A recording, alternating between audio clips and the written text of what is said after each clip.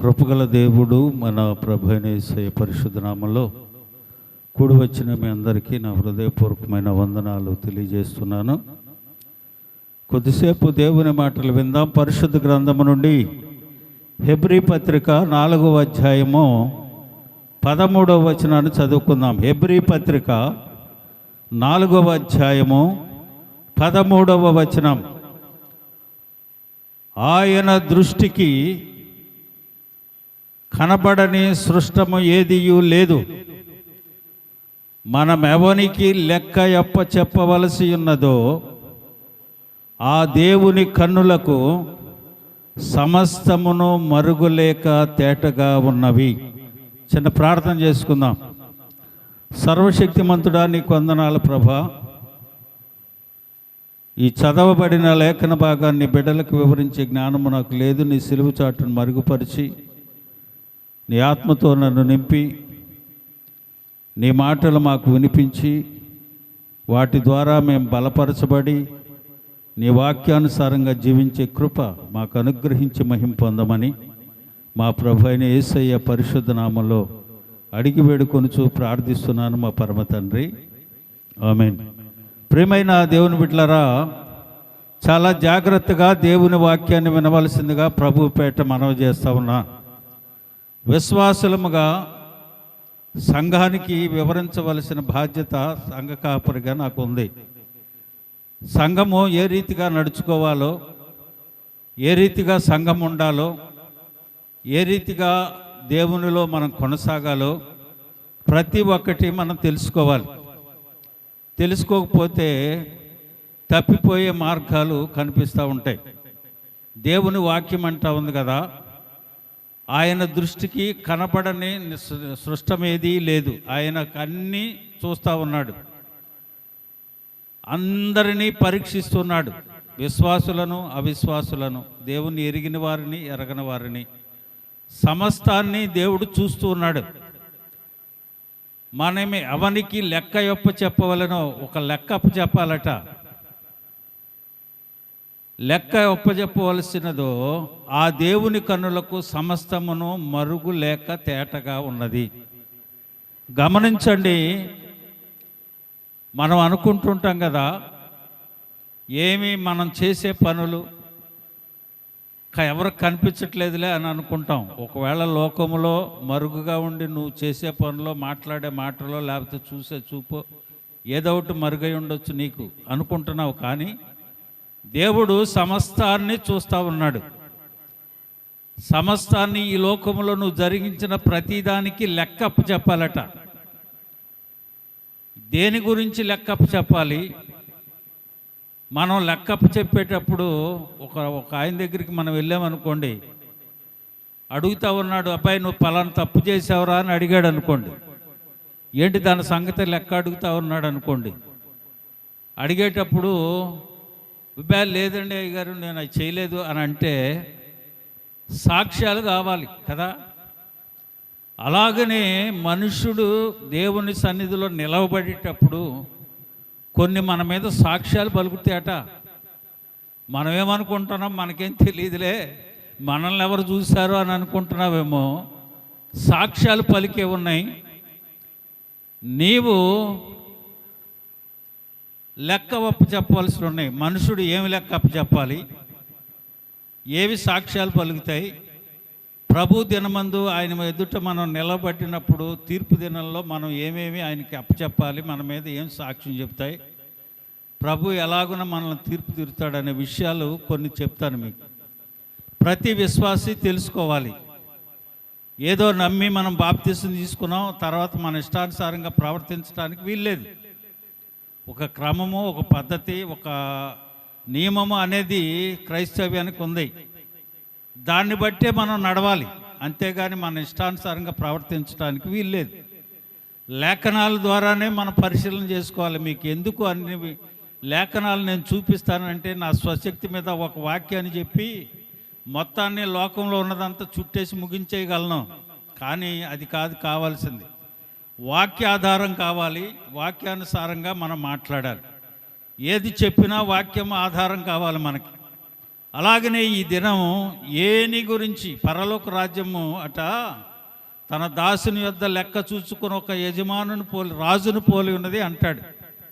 ఒక రాజు ఉన్నాడు, ఆ రాజు ఎదుట మనం నిలబడాలి, ఆయన అడిగే ప్రశ్నలకు సమాధానం ఇవ్వాలి, లెక్క అప్పచెప్పాలి. ఈ భూలోకంలో జరిగించిన మంచివైనను సరే చెడ్డవైనను సరే ప్రతి దాని గురించి లెక్క అప్పచెప్పాలి. కొన్ని విషయాలు తర్వాత మనం బల్లారాధనలోకి వెళ్ళాలి కాబట్టి త్వరగా ముగించేస్తాను. మొదటిగా మనం అప్పచెప్పవలసిన లెక్క ఏమిటంటే రోమాపత్రిక 14వ అధ్యాయం 12వ వచనంలో మనలో ప్రతి వాడును తన్ను గూర్చి దేవునికి లెక్క అప్పచెప్పవలెను. హల్లెలూయా. మొదటిగా నువ్వు అప్పచెప్పవలసిన లెక్క ఏంటంటే నిన్ను గూర్చి నువ్వు చెప్పాలి. నువ్వేం చేసావు, ఎలా నడిచావు, ఎలా ఉన్నావు, నీ లెక్క అంతా అక్కడ అప్పచెప్పాలి. నిన్ను గూర్చి నువ్వు లెక్క అప్పచెప్పాలట. నీవేం చేసావు, ఇక్కడ ఎలా నడిచావు, ఎలా ఉన్నావు, దేవునిలో ఎలా కొనసాగుతున్నావు. ప్రియమైన దేవుని బిడ్డలారా, గుర్తుపెట్టుకోండి, మనము మన గురించి లెక్కప్పు చెప్పే దినం ఒకటి రాబోతా ఉంది. ఈ దేహంతో జరిగించిన ప్రతి దానికి లెక్క చెప్పాలి, ప్రతి దానికి చెప్పాలి. దేవుని వాక్యం అంటుంది నిన్ను గూర్చి నువ్వు మొదటగా లెక్క చెప్పాలి దేవునికి. రెండవది చూడండి, మత్తయి సువార్త 12వ అధ్యాయము 36వ వచనం, నేను మీతో చెప్పినదేమనగా మనుషులు పలుకు ప్రతి వ్యర్థమైన మాటను గూర్చి విమర్శ దినమున లెక్కప్ప చెప్పాలి. హల్లెలూయా. నువ్వు పలికే ప్రతి మాట చూడండి, చాలామంది దేవుని నమ్ముకున్న వ్యక్తుల్లో పలికే మాటలు ఏంటంటే ఎదుటి వారి మీద పడతారు. నిన్ను నువ్వు చూసుకో, నీ పరిశుద్ధతను నువ్వు కాపాడుకో, ప్రభువులో నువ్వు కొనసాగే విధానాన్ని బట్టి చూడవు. ఎదుటి వారి మీదకి ఎప్పుడైతే నువ్వు వెళ్తావో, ఎదుటి వారి గురించి నువ్వు ఎప్పుడైతే ఆలోచిస్తున్నావో నీలో పరిశుద్ధత నీతి తప్పిపోద్ది. ఎందుకో తెలుసా?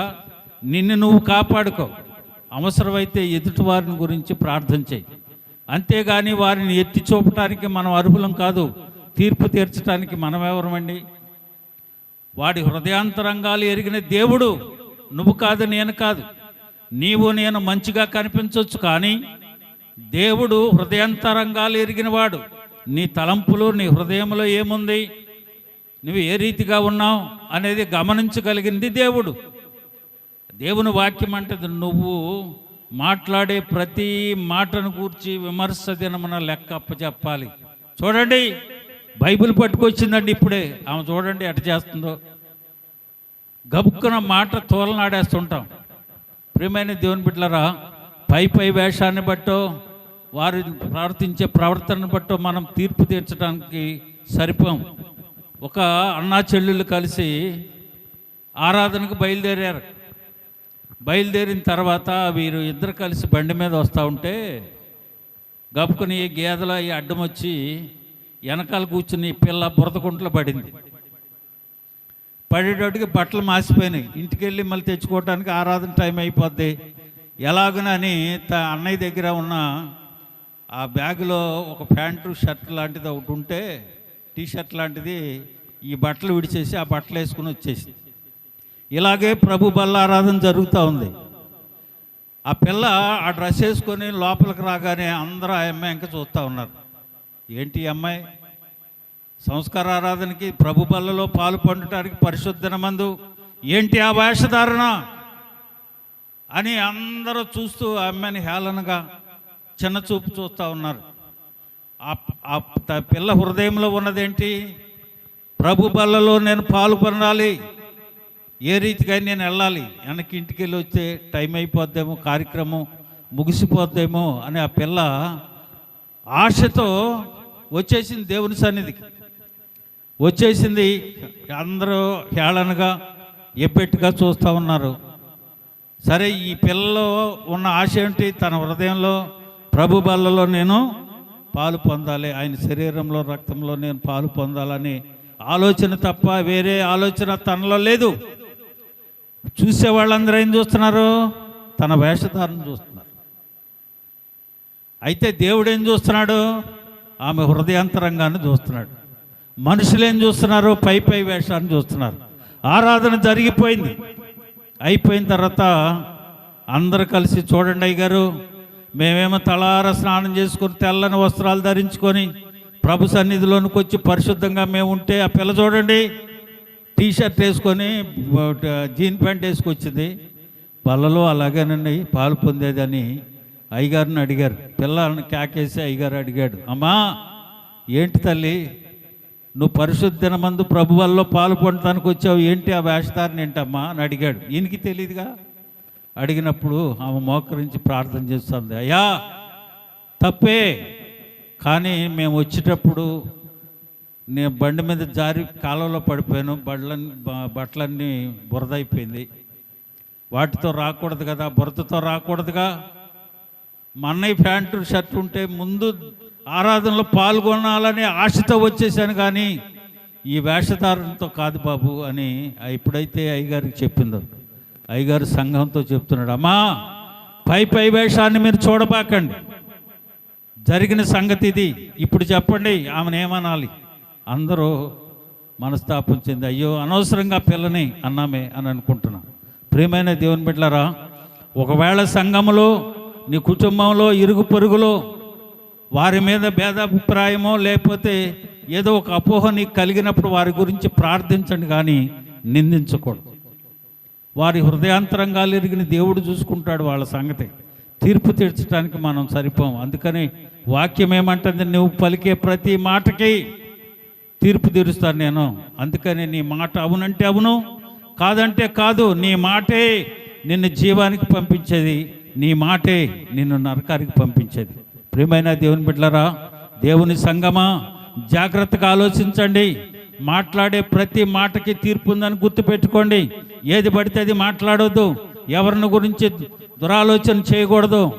మనమే పరిశుద్ధులముగా అనుకోనకూడదు. ఎప్పుడైనా ప్రభు సన్నిధిలో నిత్యము కనిపెట్టుకుని ప్రార్థించే వారంగా ఉండాలి. చూడండి, మూడోదిగా కొరింథీ పత్రిక 2వ కొరింథీ 5వ అధ్యాయము 10వ వచనం, ఎందుకనగా తాను జరిగించిన క్రియలు చొప్పున అవి మంచివైనను సరే చెడ్డవైనను సరే దేహముతో జరిగించిన వాటి ఫలమును ప్రతి వాడు పొందినట్లు మనమందరము క్రీస్తు న్యాయపీఠము ఎదుట ప్రత్యక్షము కావలెను. హల్లెలూయా. ఈ దేహముతో జరిగించిన ప్రతి కార్యమును బట్టి తీర్పు తీర్చబడద్ది. ఆ తీర్పులో మనం నిలబడతాం. అందుకని ఈ దేహము నీది కాదు, ఆయన స్వరక్తమిచ్చి కొనుక్కున్నాడు నిన్ను. ఈ దేహముతో పాపిష్టి కార్యాలు చేయటానికి వీల్లేదు, అపరిశుద్ధమైన పరిస్థితిలో ఉండటానికి వీల్లేదు. నీ వస్త్రధారణ, నీ మాటధారణ, చూపు, నడక, పడక అన్నీ చాలా జాగ్రత్తగా ఉండాలి. అందుకని వాక్యం ఏమంటుంది, దేహముతో జరిగించిన ప్రతి దానికి నువ్వు సమాధానం చెప్పాలి ఆయన ఎదుట. ప్రియమైన దేవుని బిడ్డలారా, చాలా జాగ్రత్తగా ఉండాలి. జాగ్రత్తగా మనం అడుగులు వేయాలి, అడుగులు వేసి నడవాలి. అంతేగాని మన ఇష్టానుసారంగా ఇది నీది కాదు, ఇది నీది కాదు, ఇది మంద కాదు, ఇది ఆయన స్వరక్తమిచ్చి కొనుక్కున్నాడు ఆయన. అలాంటప్పుడు నీవు ఆయనకి దాసులుగా ఉండాలి, కానీ యజమానుడిగా నువ్వు ఉండి అన్ని చేయటానికి వీల్లేదు. కనుక ప్రియమైన దేవుని బిడ్డలారా, దేనికి లెక్క చెప్పాలి? నిన్ను గురించి నువ్వు లెక్క చెప్పాలి. నువ్వు మాట్లాడే ప్రతి మాటను బట్టి లెక్క చెప్పాలి. ఈ దేహంతో జరిగించిన ప్రతి దానికి లెక్క చెప్పాలి. తర్వాత కీర్తనకారుడు 56:8 చెప్తాడు కదా, నా సంచారములు నీ లెక్కించి ఉన్నావు, నా కన్నీళ్లు నీ బుడ్డిలో ఉన్నవి, అవి నీ కవిలలు కనబడుచున్నాయి. హల్లెలూయా. నువ్వు నడిచే ప్రతి నడక, నువ్వు నడిచే ప్రతిది, నీ సంచారం, నువ్వు ఎక్కడెక్కడ తిరుగుతా ఉన్నావో, ఏమేమి చేస్తా ఉన్నావో, ఏ కార్యములలో నువ్వు పాల్గొంటున్నావో అన్నీ చూస్తూ ఉన్నాడు ఆయన. నువ్వు దేవుని సన్నిధిలో ఉండి కన్నీరు కార్చవలసిన వాడవు, కన్నీరు కార్చవలసిన దానవు. ఆ కన్నీటిని లెక్క కట్టి ఆయన పుస్తకంలో రాసుకుంటున్నాడు.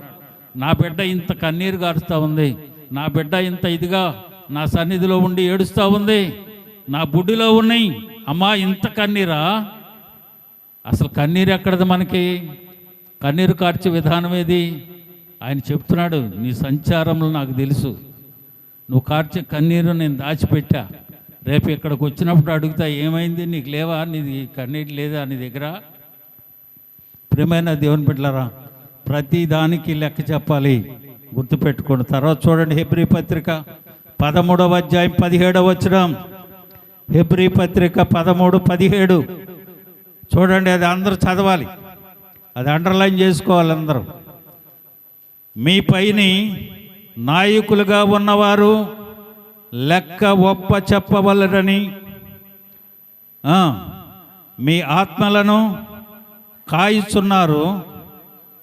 వారు దుఃఖముతో ఆ పని చేసిన ఎడల మీకు నిష్ప్రయోజనము కనుక దుఃఖముతో కాక ఆనందముతో చేయనట్లు వారి మాట విని. ఇప్పుడు చదివింది ఏమైనా అర్థమైంది మీకు? ఊరికే చదివేశామా? మళ్ళీ చదువుతాను చూడండి. మీ పైన నాయకులుగా ఉన్నవారు లెక్క ఒప్ప చెప్పవలెనని, లెక్క ఒప్ప చెప్పవలసిన వారి వలె మీ పైన నాయకులుగా, అంటే సంఘంలో సంఘ కాపరి ఉన్నాడు, సంఘ కాపరి సమక్షంలో పిడలు ఉన్నారు. నేను మీకు చాలాసార్లు చెప్పా, ఒక విశ్వాసి రక్షణ పొందిన తర్వాత 3 తండ్రులు ఉంటారు అని. ఎవరెవరు? ఒకటి ఆత్మ తండ్రి, పైన దేవుడు ఉన్నాడా? పరమ తండ్రి ఎక్కడుంటాడు? ఆయన పరమ తండ్రి, పరమను ఉంటాడు. ఆయనతో అన్ని విషయాలు చెప్పాలి. రెండవది శారీరకంగా మనల్ని కన్న తండ్రి కదా, పరమ తండ్రి పైన ఉన్నాడు, శారీరకంగా నిన్ను కన్న తండ్రి లోకంలో ఉన్నాడు. పరమ తండ్రికి ప్రతి విషయం చెప్పాలి. కన్న తండ్రికి శారీరక సంబంధమైన విషయాలు చూసుకుంటాడు, పిల్ల ఎదుగుదల లేకపోతే ఎలా ఉంటుంది ఏంటి అని చూసుకుంటాడు. ఆత్మీయ తండ్రి ఉంటాడు, నీకు బాప్తిసం ఇచ్చినోడు, సంఘాన్ని నడిపించే నాయకుడు. ఈయనతో ఏం చెప్పాలి? పరమ తండ్రికి అన్ని విషయాలు చెప్పాలి. శారీరకమైన తండ్రికి శరీర కార్యములు అన్నీ ఆయన అనుమతి లేకుండా నువ్వు చేయలేవు, చేయలేడు, జరిపించుకుంటావు. ఆత్మీయ తండ్రి ఉంటాడు, ఆ ఆత్మీయ తండ్రికి ప్రతి విషయం చెప్పనవసరం లేదు, ఆధ్యాత్మికమైన పరిస్థితులు చెప్పాలి. నువ్వు ఎలా నడవాలి, ఆధ్యాత్మికంగా ఎలా ఉండాలి, దేవునితో సన్నిహిత సంబంధం ఎలా కలిగి ఉండాలి. లేదు అయ్యా నేను ఇలా ఉపవాసం ఉండాలనుకుంటున్నాను, ఎలాగుంటే బాగుంటుంది, అది డిస్కషన్ చేయాలి. దేవుడు నీతో మాట్లాడిన ప్రతి మాట దైవజనునికి చెప్పాలి. చెప్పినప్పుడు నీకు కళ ఇచ్చినా, దర్శనం ఇచ్చినా, వాక్యం ఇచ్చినా ఏం చేస్తాం? దాన్ని బట్టి ప్రార్థన చేసి దాని భావం నీకు తెలియజేసి ఏం చేసి నడిపిస్తూ ఉంటాం. ఆధ్యాత్మికమైన పరిస్థితులు ఆత్మీయ తండ్రి లేకుండా చేయకూడదు, అది చాలా దోషం. నేను చిగురుకోటలో సంఘం స్టార్ట్ చేసిన తర్వాత అక్కడ సిఎస్ఐ చర్చ్ ఒకటి ఉండేది. ఆ సిఎస్ఐ చర్చిలో అంతా అక్కడికే వెళ్ళేవాళ్ళు. నేను అక్కడ స్టార్ట్ చేసిన తర్వాత వీళ్ళందరూ అక్కడి నుంచి ఇక్కడ రావటం, ఇక్కడ ఉన్నవాళ్ళు కొంతమంది అంతా మారి సిఎస్ఐకి వెళ్ళిన వాళ్ళ దగ్గర పెట్టాను నేను. అక్కడి నుంచి సంఘం పెద్దదైపోయింది. అందులో ఒక అమ్మ లలితమ్మ గారు అని ఆవిడ వచ్చింది. వచ్చి చర్చికి వెళ్ళేది అక్కడికి సిఎస్ఐకి వెళ్తుంది. నువ్వు వచ్చి మా ఇంటి దగ్గర ప్రార్థన పెట్టాను. నేను ఎలా పెడతానమ్మా, తప్పు కదా అది. నువ్వు వెళ్ళే సంఘ కాపరి, నీ ఆత్మీయ తండ్రి ఆయన, నన్ను ఎలా రమ్మంటావు అని అన్నా.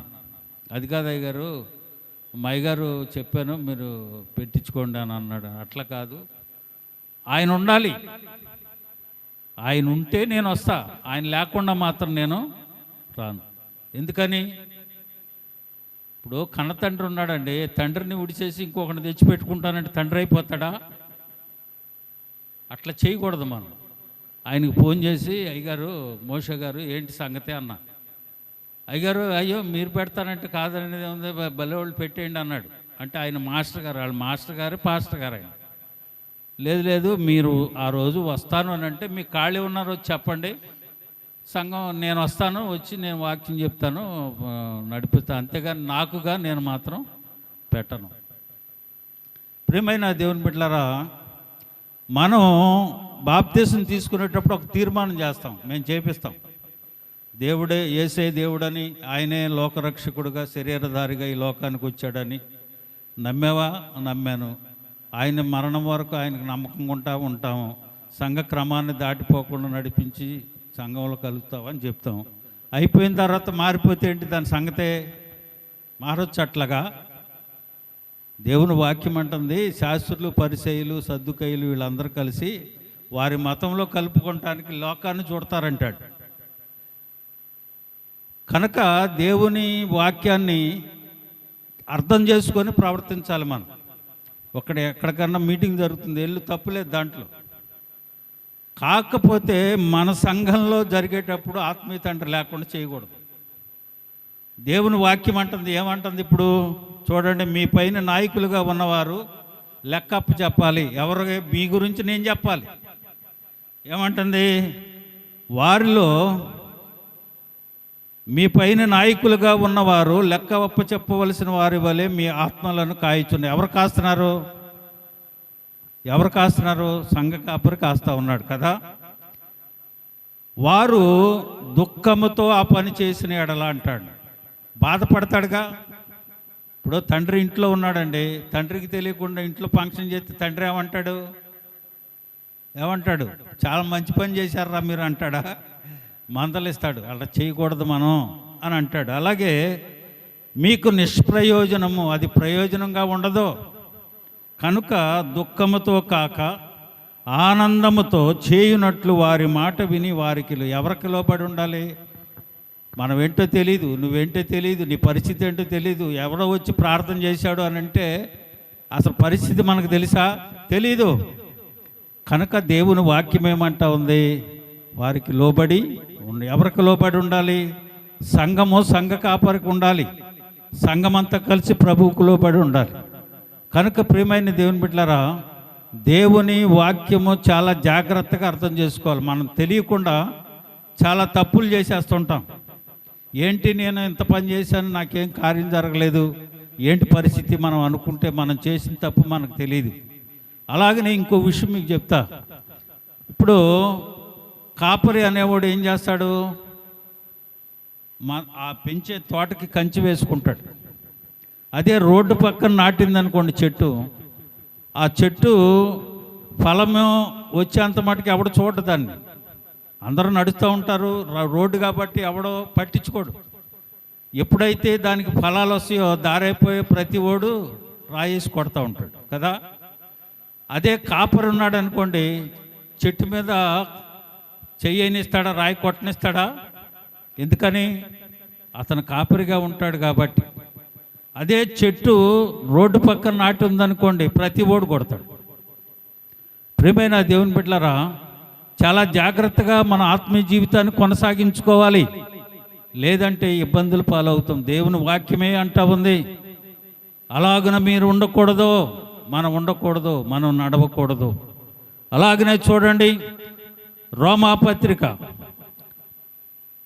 2వ అధ్యాయము 15వ వచనం, అట్టివారి మనస్సాక్షి కూడా సాక్ష్యమిచ్చుచూ ఉండగను వారి తలంపులు ఒకదాని మీద ఒకటి తప్పు మోపుచు లేక తప్పు లేదని చెప్పుచుండగను ధర్మానుశాస్త్రంగా తన హృదయములందు వ్రాయబడినట్టుగా చూపుచున్నారు. ఏమేమి సాక్ష్యం ఇస్తేట?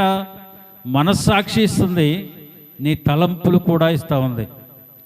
ఇవన్నీ సాక్ష్యాలు పలుకుతున్నాయి మనకి, అక్కడ చెప్తా ఉన్నాయి. దేవుడు చూస్తూ ఉన్నాడు. ఏమంటున్నాడు? ప్రతివాడు దేవునికి లెక్క చెప్పుకోవాలి. అట్టివారి మనస్సాక్షి సాక్ష్యం ఇచ్చుచూ ఉండగా, మన మనస్సాక్షి సాక్ష్యం ఇస్తుందంట, మన తలంపులు సాక్ష్యం ఇస్తాయట. అంతేకాదు, ఇంకో మాట చెప్పనా మీకు? యెషయా గ్రంథం 33వ అధ్యాయం 9వ వచనంలో, వారి ముఖ లక్షణమే వారి మీద సాక్ష్యం ఇచ్చును. ఒక కుమారుడు తప్పు చేశాడు, తండ్రి దగ్గరికి వచ్చాడు, ఎరా ఏంట్రా పని అని అన్నాడు అనుకోండి, వాడి ముఖ కవళికను బట్టి ఆడు తప్పు చేశాడో ఒప్పు చేశాడో తెలిసిపోద్ది కదా. తప్పు చేశాడు అనుకో తలక ఉంచుకొని మెదలకుండా ఉంటాడు, ఆడు తప్పు చేయలేదనుకో తల ఎత్తుకొని తిరుగుతాడు. అందుకని దేవుని వాక్యం అంటుంది, నీ ముఖ లక్షణాలే సాక్ష్యం ఇస్తాయి. ఇది నేను చెప్పట్లా, వారి ముఖ లక్ష్యములే వారి మీద సాక్ష్యం ఇచ్చును. నీ ముఖ లక్షణాలు దేవునికి సాక్ష్యం చెబుతాయి. దేవుని ఎదుట నువ్వు ఉన్నప్పుడు నీ ముఖ లక్షణమే సాక్ష్యం చెబుద్ది నీ మీద. దేవుని వాక్యం అంటూ ఉంది, నీ మనస్సాక్షి, నీ తలంపు, నీ ముఖ లక్షణం సాక్ష్యాలు ఇస్తే గుర్తుపెట్టుకోండి. మనం చేసే ప్రతి పని మన శరీరంతో సహా దేవుని ఎదుట నిలవబట్టినప్పుడు ఇవన్నీ సాక్ష్యాలు పలుకుతాయి. చూడండి, మార్కు సువార్త 6వ అధ్యాయం 11వ వచనం, ఏ స్థలమందైనను జనులు మిమ్మును చేర్చుకొనక మీ మాటలు వినుకుంటే మీరు అక్కడ నుండి బయలుదేరినప్పుడు వారి మీద సాక్ష్యముగా ఉండుటకు మీ పాదముల క్రింద ధూళిని దులిపివేయుడి. హల్లెలూయా. దైవజనుడి ఇంటికి వచ్చాడు, తెలుసులయ్యా ఇప్పటిదాకా చేసిన చాలు, మాకు ఏం అవసరం లేదు, నువ్వేం మాకు అవసరంలా అని అనుకున్నాం అనుకోండి. దేవుడు అంటా ఉన్నాడు, అక్కడికి వెళ్ళావు, వాడు చేర్చుకోవాలా రమ్మన్లా, నీ కాళ్ళకున్న దుమ్ముని దులిపేసి వచ్చాయి, అదే వాడి మీద సాక్షి పలుకుద్ది అంటాడు. చెప్పండి, ఏ స్థలమందైనను జనులు మిమ్ము చేర్చుకొనక మీ మాటలు వినకుంటే మీరు అక్కడ నుండి బయలుదేరినప్పుడు వారి మీద సాక్ష్యముగా ఉండుటకు ఏం పడుగుతుందంట సాక్ష్యం? దైవజనుని పాద ధూళి. హల్లెలూయా. ప్రియమైన దేవుని బిడ్డలారా, వీటన్నిటినీ గుర్తుపెట్టుకోవాలి. మనం వీటన్నిటినీ గుర్తుపెట్టుకోవాలి. ఒకానొక రోజు ఇవన్నీ మన మీద సాక్ష్యాలు పలుకుతాయా ఏంటి పరిస్థితి అని. మీ పాదముల క్రింద ధూళి దులిపివేయుడి, అదే రేపు సాక్ష్యం పలుకుతుంది. నువ్వు పడే వేదన, నువ్వు పడే దుఃఖం, అది సాక్ష్యం పలుకుద్ది. యేసు ప్రభు కాపర్ని అంటాడు, అయ్యా నాటేటప్పుడు బాగానే ఉందిగా, దానిలో గురుగు ఎక్కడి నుంచి వచ్చిందని ఎవరిని అడుగుతాడు? కాపర్ని అడుగుతాడు. సంఘములో నాటేటప్పుడు అందరు బాగానే ఉన్నారుగా, దుష్టుడు వచ్చి నాటేటప్పుడు నువ్వేం చేస్తున్నావు? దానికి లెక్క అప్పు చెప్పవలసింది దైవజనుడు. కనుక ప్రియమైన దేవుని బిడ్డలారా, గురుగులు నాటటానికి అది అలాగే కనిపిస్తుంది, పంట కూడా అలాగే కనిపిస్తుంది, చేలో కలుపు కూడా అలాగే పచ్చగానే కనిపిస్తుంది. దాన్ని వేరు చూసినప్పుడే అది కలుపు అని తెలుసుకోగలుగుతాం. దేవుడు అంటాడు, అసలు నేను నీకు ఇచ్చినప్పుడు అన్నీ మంచిగా ఇచ్చానుగా, మరి గురుగు ఎక్కడి నుంచి వచ్చింది అని అడిగితే సంఘ కాపరి ఏం లెక్క చెప్తాడు? ఎక్కడి నుంచి వచ్చింది చూడాలిగా, నువ్వు చెప్పాలిగా. ఎందుకు అలాగ వెళ్ళావని అడగలేదే, నువ్వు ఆ స్థితిలో ఉన్నావని వాక్యంతో ఎందుకు బోధించలేదు నువ్వు అని చెబితే దానికి లెక్క నన్ను అడుగుతాడు, నేను చెప్పాలి. కనుక ప్రియమైన దేవుని బిడ్డలారా, దేవుని సముఖంలో ఉన్నప్పుడు మనం నిలబడినప్పుడు ఇవన్నీ మనకు సాక్ష్యాలుగా చెప్తా ఉన్నాడు. దేవుడు అంటా ఉన్నాడు, దైవజనుని పాద ధూళి అక్కడ దులిపి వచ్చాయి, అదే రేపు వాటి మీద సాక్ష్యం పలుకుద్దని. చూడండి, తర్వాత ఏబు గ్రంథం 16వ అధ్యాయం 8వ వచనం, నా దేహమంతయు నీవు పట్టుకొని ఉన్నావు, ఇది కూడా నా మీద సాక్ష్యముగానున్నది. ఏదంట? దేహము. నా క్షీణత ముఖాముఖిగా సాక్ష్యం ఇచ్చుచూ ఉన్నది. హల్లెలూయా.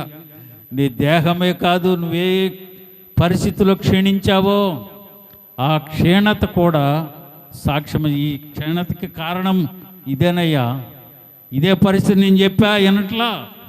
చూడండి, సిగరెట్ పెట్టి మీద cigarette smoking is injures health అని రాస్తాడు, అయినా కొనుక్కొని జోబులో పెట్టుకుంటాడు. తప్పెవరిదే? తీసుకునేవాడు. అది సాక్ష్యం చెబుద్దట, రేపు ఆడు క్షీణించిపోతాడు, నువ్వు బాగుపడవరు సస్తావరా బాబు అని చెప్పినా కానీ ఆడు ఇంటలేదయ్యా నా మాట. ప్రియమైన దేవుని బిడ్డలారా, దేవుని వాక్యము చాలా జాగ్రత్తగా మనం అర్థం చేసుకోవాలి. అలాగనే చూడండి, యాకోబు అంటాడు 5వ అధ్యాయం 4వ వచనం, ఇదిగో మీ చేలు కోసిన పనివారికి ఇయ్యక, ఇదిగో మీ చేలు కోసిన పని, ఇదిగో మీ చేలు కోసిన పనివానికి ఇయ్యక మీరు మోసముగా బిగబట్టిన కూలి మొరపెడుతుందట. ఎవరి దగ్గరైనా పని చేసుకున్నారనుకోండి, కూలి ఏమవుద్దంట? మొరపెడతా ఉంటుంది. ఈ కూలి అంటే పని చేసినోడు దగ్గర కూలి అని కాదు, పనివారికి జీతము ఇవ్వకుండా బిగబట్టాడే ఆ కూలి కూడా మొరపెడద్దంట, సాక్ష్యం పలుకుద్దంట. ఇదిగో ఈడండి పని చేయించుకున్నాడండి, ఈడండి పని చేసుకున్నాడు కానీ కూలి ఇవ్వట్లా, కూలి బిగబట్టేశాడు. కనుక ఏమవుతుంది? ఆ కూలి మొరపెడుతుందంట దేవుని సన్నిధిలో. అలాగనే హబక్కు అంటాడు, గోడలోని రాళ్ళు మొరపెడతాయంట. గోడలోని రాళ్ళు మొరపెట్టుచున్నవి, దూలములు వాటికి ప్రత్యుత్తరం ఇచ్చుచున్నవి. ఇవన్నీ నిజాలేనా? ఏమండి, రాళ్ళు మొరపెడతాం ఏంటి, కూలి మొరపెట్టడం ఏంటి, దూలాలు మొరపెట్టడం ఏంటి? ఇవన్నీ రేపు నీకు సాక్ష్యాలు పగులుతాయి అక్కడ. వీటన్నిటిని మనం ఆలోచన చేయాలి. ఆధ్యాత్మికతను బట్టి ఆలోచన చేయాలి. ఆధ్యాత్మికతను బట్టి మన పరిస్థితులను చూసుకోవాలి. అలాగనే చూడండి, యాకోబు 5వ అధ్యాయం 3వ వచనంలో చెప్తాడు కదా, మీ బంగారము మీ వెండియు తుప్పు పట్టినవి, వాటి తుప్పు మీ మీద సాక్ష్యముగా ఉండి అగ్నివలే చెమటలు కొట్టిన వాయను. ఏం పలుకుతున్నాయంట? నువ్వు దాచుకొనిన బంగారం, నువ్వు దాచుకొనిన వెండి, దానికి పట్టిన తుప్పు, ఇది కూడా సాక్ష్యాలు. వీడు అన్యాక్రాంతంగా చేశాడండి. అన్యాక్రాంతంగా ఆడికి ఈడికి వడ్డీలకి ఇచ్చి వడ్డీల మీద వడ్డీలు వేసి సంపాదించుకున్నాడండి. ఆ తుప్పు అంటది, ఇదిగో బాబు, ఈ కష్టం అంతా వాడిదే, వాళ్ళదే, వాళ్ళ కష్టం తినేశారయ్యా, ఇవి ఆఖరికి ఈ తుప్పు పట్టింది, ఆ సాక్ష్యంగా ఉండిన అని దేవుని వాక్యం సెలవిస్తూ ఉంది. చూడండి, చివరిగా ప్రకటన గ్రంథం 20వ అధ్యాయము 12వ వచనాన్ని ముగించేద్దాం. మరియు గొప్పవారేమి కొద్దివారేమి మృతులైన వారందరూ ఆ సింహాసనం ఎదుట నిలబడి ఉండుట చూచితిని. అప్పుడు గ్రంథములు విప్పబడెను, మరియు జీవగ్రంథమందు మరి ఒక గ్రంథము విప్పబడెను. ఆ గ్రంథముల యందు వ్రాయబడి ఉన్న వాటిని బట్టి తమ క్రియల చొప్పున మృతులు తీర్పు పొందుదురు. 2 గ్రంథాలు ఉన్నాయంట. ఒకటి జీవ గ్రంథము, రెండవది మరణ గ్రంథం. ఒకటి జీవ గ్రంథములో పేర్లు రాయబడిన వారు దేవుని సన్నిధిలో ఉంటారు. రెండవ గ్రంథములో వ్రాయబడిన వారు నరకంలోనికి వెళతారు. ప్రియమైన దేవుని బిడ్డలారా, మనము తీర్పును తప్పించుకునే వారముగా, ప్రభు సన్నిధిలో మనం ఉండేవారముగా, పరమునకు చేరేవారముగా ఉండాలి. కానీ ఇహలోకమైన వాటిని ఆశించి ఇహలోకపరమైన వాటిలో మనం ఉండటానికి వీల్లేదు. ప్రభు చెప్పాడు, ఒకరోజు నేను రాబోతా ఉన్నాను, నిన్ను లెక్క అడుగుతాను. నేను లెక్క అడిగేటప్పుడు ఎన్నిటికీ సమాధానం నువ్వు చెప్పాలి. అంతేకాదు, నీవు బెగపట్టిన కూలీలు కూడా సాక్ష్యం చెబుద్ది. బెగపట్టిన కూలంటే పనోడికి వెళ్ళింది కాదు. ఒక దైవజనుడిని పిలిచి ఇంటికి పిలిచిన తర్వాత ప్రార్థనలు పెట్టుకున్నాం చాలామంది. మేము ఒకరోజు నూజివీడు దగ్గర ఏదో ఊరు వెళ్ళాం, కారు వేసుకుని వెళ్ళాం. 3 రోజులు అయిపోయింది. 3వ రోజు ఆఖరి మీటింగ్ అయిపోయిన తర్వాత అందరం కలిసి, ఆ రోజు కారు లేదు, బస్సు ఎక్కుదామని రోడ్డు మీదకి వచ్చేటప్పటికి ఆ ఇంటి ఆమె పరిగెట్టుకుంటూ వచ్చి మనిషికి 50 రూపాయలు ఇచ్చింది. ఎంత ఇచ్చింది? మనిషికి 50 రూపాయలు ఇచ్చి ప్రార్థన చేయండి అన్న. రోడ్డు మీద ప్రార్థన చేసి, అమ్మ నీకు వందనాలు అన్న. దేవుడు అంటూ ఉన్నాడు, ఆ కూలి ఏం చేసావు అని అంటాడు. దానికి మనం లెక్కప్ప చెప్పాలి. అర్థమవుతుందా మీకు? కనుక ప్రియమైన దేవుని బిడ్డలారా, దేవునికి ప్రతిదీ లెక్కప్ప చెప్పాలి. నువ్వు చెప్పాలి, నేను చెప్పాలి. నిన్ను ఎలా పెంచానో నన్ను అడుగుతాడు, నువ్వు ఎలాగ ఉండవాలో నిన్ను అడుగుతాడు. కనుక మనం ఉండవలసిన విధానం వాక్యానుసారంగా ఉండాలి, వాక్యానుసారంగా జీవించాలి. ప్రభు రాకడలో ఎత్తబడాలి, తీర్పులో నుంచి తప్పించబడాలి, పరలోక రాజ్య పౌరములుగా ఉండాలి. అట్టి కృప ప్రభు మనకు అనుగ్రహించును గాక. అందరూ తల్ల వంచండి, కళ్ళు